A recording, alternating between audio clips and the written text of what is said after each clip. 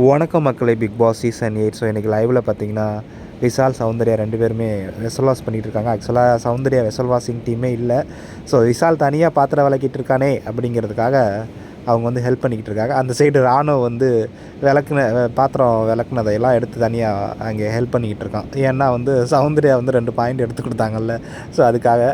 So அந்த side Arun வந்து சௌந்தர்யாட்ட சொல்லிகிட்டு இருக்காங்க, சௌந்தர்யா இந்த வாழ்க்கையில் ஒரு நல்ல விஷயம் நடந்துச்சு, அதில் நான் வந்து ஒரு பார்ட்டாக இருந்திருக்கேன், என்னை மறந்துடாத அப்படின்னு வந்து சொல்கிறான் அருண். ஸோ அங்கிட்டிருந்து விஷால், நீ என்ன நல்ல விஷயம் பண்ண, நாங்கள் தான்டா விடிய விடிய அதை பிளான் பண்ணோம், நானும் அன்சி கூட வேணான்னு சொன்னான் அந்த மைதா மாவில் பண்ணுறதுக்கு. பட் நான் தான் கன்வின்ஸ் பண்ணி மைதா மாவில் பண்ணலாமா இல்லை லிப்ஸ்டிக்கில் பண்ணி கொடுக்கலாமா அப்படின்னு வந்து நாங்கள் தான் பிளான் பண்ணேன்.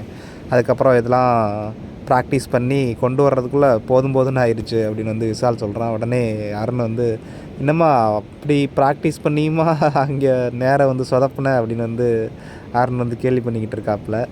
ஸோ அடுத்து பார்த்திங்கன்னா அன்சிதா வெளியே போயிட்டு ஒரு போஸ்ட் போட்டிருக்காங்க, நான் வந்து பாசிட்டிவாக இருக்கேன், வைப்ரண்ட்டாக இருக்கேன், ஒன்றும் பிரச்சனை இல்லை, ஹாப்பியாக இருக்குது அப்படிங்கிற மாதிரி ஒரு போஸ்ட் போட்டிருக்காங்க.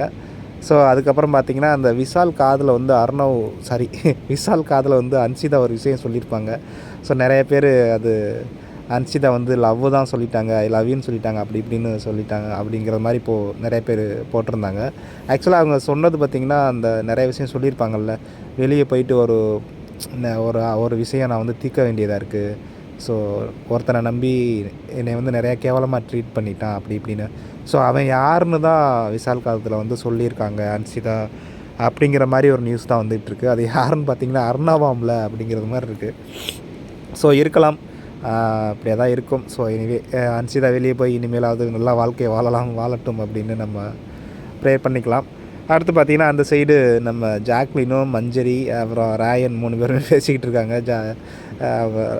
ஹெல்ப் பண்ணிக்கிட்டு இருக்கான் ராயன். மஞ்சரி வாஷ் பண்ணிட்டு வந்தாங்க க்ளாத்ஸு, ஸோ அதை வந்து கேரி பண்ணிவிட்டு. ஸோ அப்போ வந்து ஜாக்லின் சொல்கிறாங்க, ராயன் நீ இந்த வீட்டில் வந்து பசங்கள்கிட்ட பேசுனதே இல்லைல்ல, எப்போவுமே பொண்ணுங்கள்ட்ட தானே பேசிக்கிட்டு இருக்க அப்படின்னு வந்து ஜாக்லின் சொல்கிறாங்க. அதுக்கு மஞ்சரி சொல்கிறாங்க, ஆமாம் ராயன் என்ன அசிங்கமாக போய் பசங்கள்ட்ட இல்லாமல் பேசிக்கிட்டு இருப்பான், பொண்ணுங்கள்ட்ட தான் பேசிக்கிட்டு இருப்பான் அப்படின்னு. ஸோ அதுக்கு ராயன் சொல்ல, நான் வந்து ரொம்ப இன்ட்ரோவர்ட்டு, அவ்வளோவா பேச மாட்டேன், என்னை இன்ட்ரோவர்ட்டுன்னு தான் கூப்பிடுவாங்க அப்படின்னு ராயன் சொல்கிறேன். அதுக்கு வந்து ஜாக்லின் சொல்கிறாங்க, ஆமாம் நீ பசங்கள்கிட்ட இன்ட்ரோவர்ட்டு, பட் பொண்ணுங்கள்ட்டலாம் இன்ட்ரோவர்ட்டு கிடையாது, பசங்கள்கிட்ட மட்டும்தான் ரொம்ப இன்ட்ரோவர்ட்டு அப்படின்னு சொல்லி அங்கிட்ட ஒரு கான்வர்சேஷன் போயிட்டுருக்கு. ஸோ எனிவே நாளைக்கு பார்க்கலாம் ticket to finale second round எப்படி இருக்க போகுது அப்படின்னு. ஸோ முத்துக்குமாரனுக்குலாம் ரொம்ப ஃபீலிங், ஃபஸ்ட் ரவுண்ட்லேயே தோத்துட்டோமே அப்படின்னு. மஞ்சரிலாம் நிறையா பிளான் பண்ணிகிட்டு இருந்தாங்க ஜாக்லின் எல்லாருமே. பட் அது அந்த ஃப்ளோவில் கிடச்சது வந்து அருணுக்கும் ராணாவுக்கும் தான். பார்க்கலாம் இனிமேல் வர டாஸ்க் எப்படி இருக்குது அப்படின்னு.